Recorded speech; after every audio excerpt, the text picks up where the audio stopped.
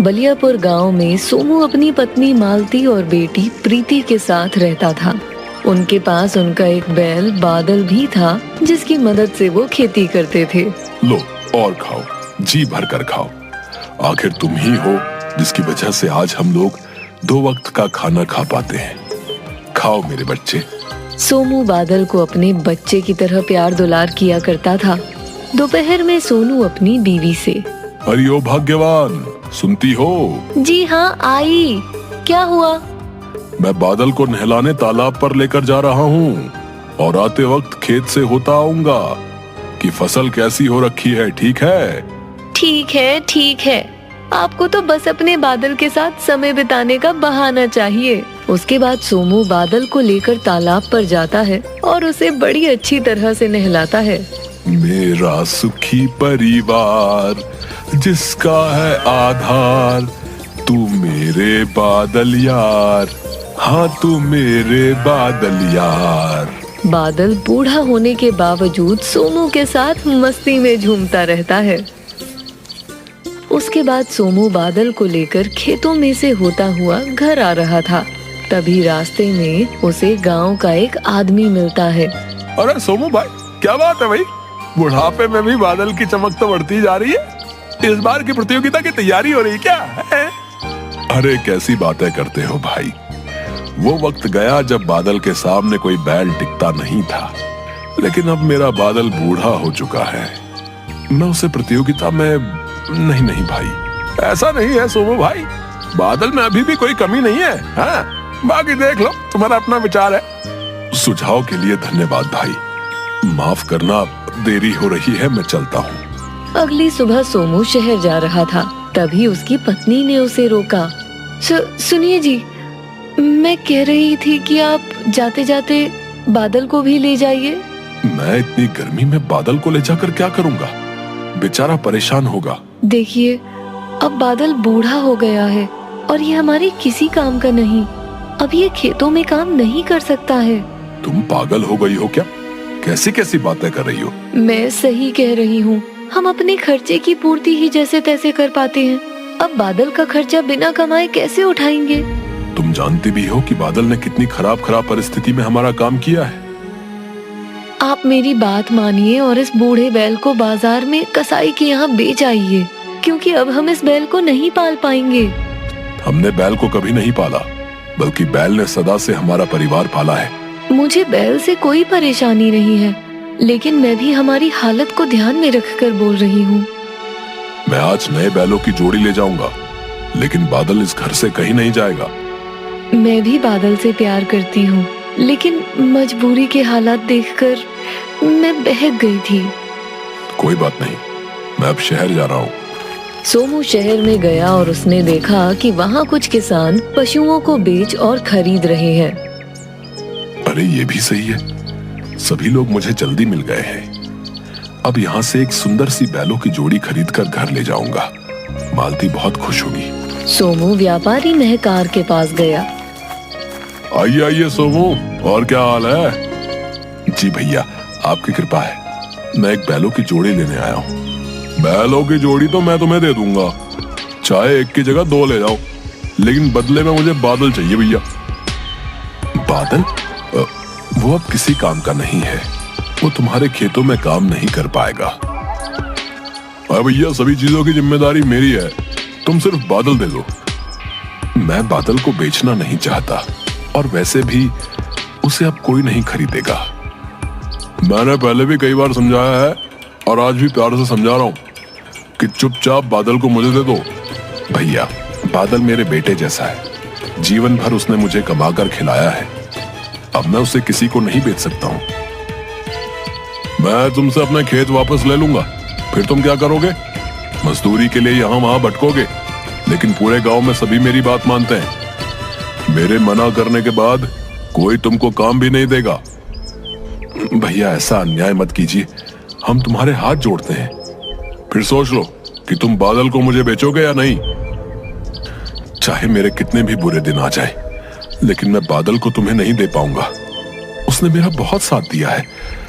अब उसके बुढ़ापे में मैं उसका साथ नहीं छोड़ सकता हूँ।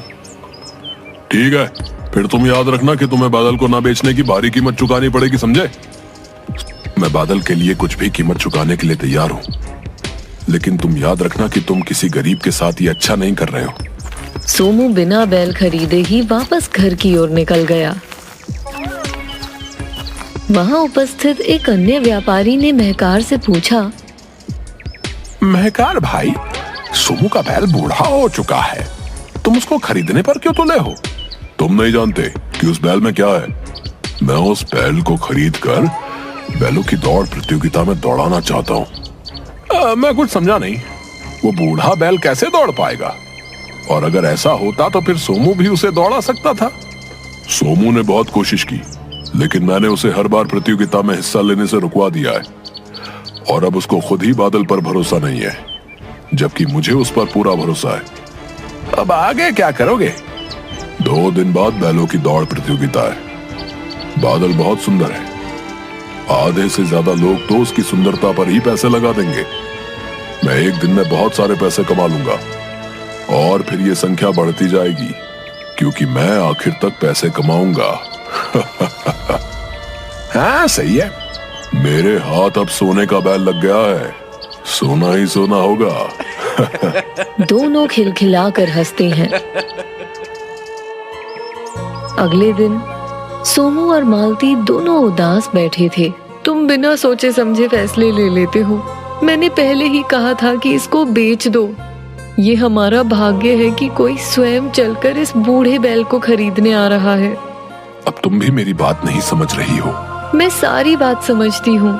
मेरे लिए भी बादल बहुत प्यारा है, और उसके अलावा हमारा कोई नहीं है। लेकिन महकार बहुत खतरनाक व्यक्ति है, हम उसका सामना कभी नहीं कर पाएंगे। हाँ, मैं भी यही सोच रहा हूँ। महकार जो बोलता है वो करता है।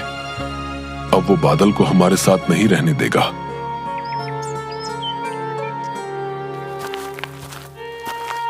सोमू और मालती बादल को पकड़कर रोने लगे।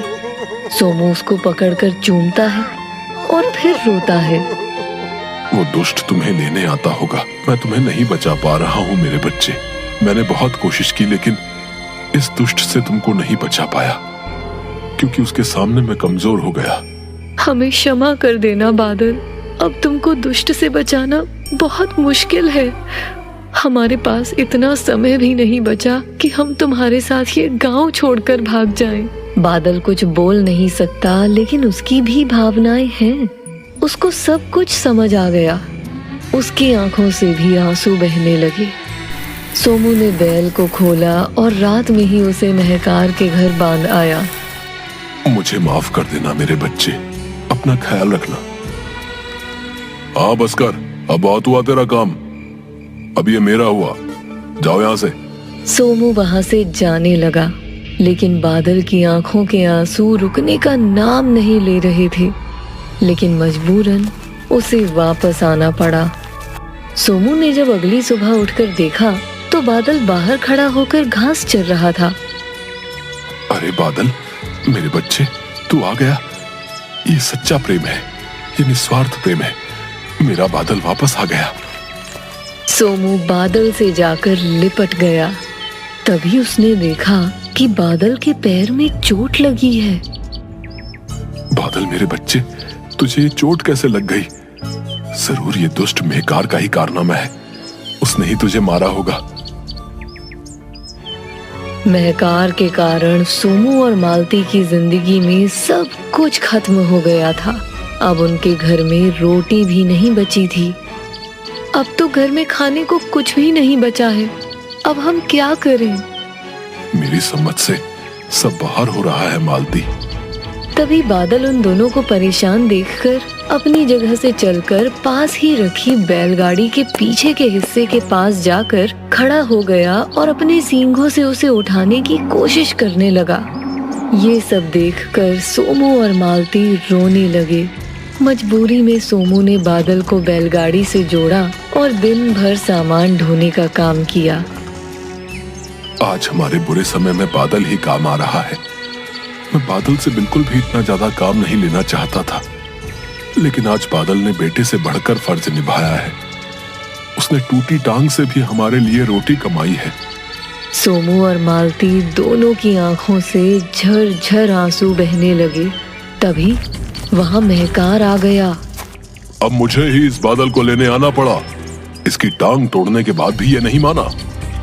मैं तुम्हारे आगे हाथ जोड़ती हूँ, मेरे बच्चे को मत लेकर जाओ। हाँ, बादल को छोड़ दो। इसके बदले हम जीवन भर के लिए तुम्हारे गुलाम हो जाएंगे।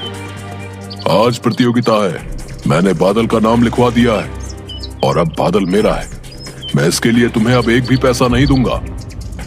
तुम मुझे मार दो और बादल को ले जाओ, क्योंकि मैं अपने जीते जी बादल को नहीं ले जाने दूंगा। देखो, मुझे बहुत देर हो रही है, इसलिए जाने दो, नहीं तो अच्छा नहीं होगा। मैं सच में तुम्हें मार दूंगा।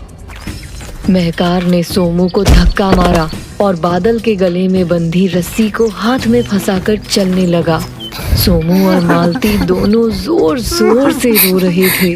बादल भी आगे कदम नहीं बढ़ा रहा था। महकार उसे जबरदस्ती अपनी ओर खींचकर आगे ले जाना चाहता था।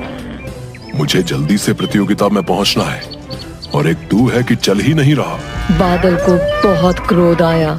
वो बहुत तेज दौड़ने लगा। महकार का हाथ उसकी रस्सी में फंस चुका था, इसलिए महकार को भी उसके पीछे दौड़ना पड़ा। लेकिन ज्यादा दूर तक वो दौड़ नहीं पाया और नीचे गिर गया। लेकिन बादल नहीं रुका। उसने महकार को पूरे गांव में जमीन पर खदेड़ा।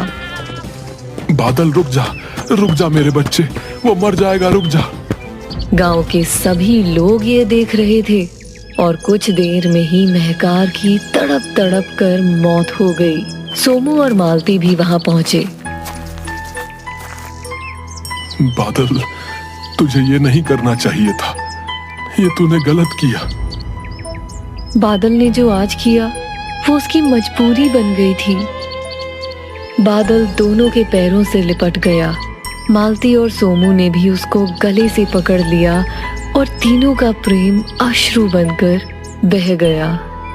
बुरे काम का नतीजा बुरा ही होता है।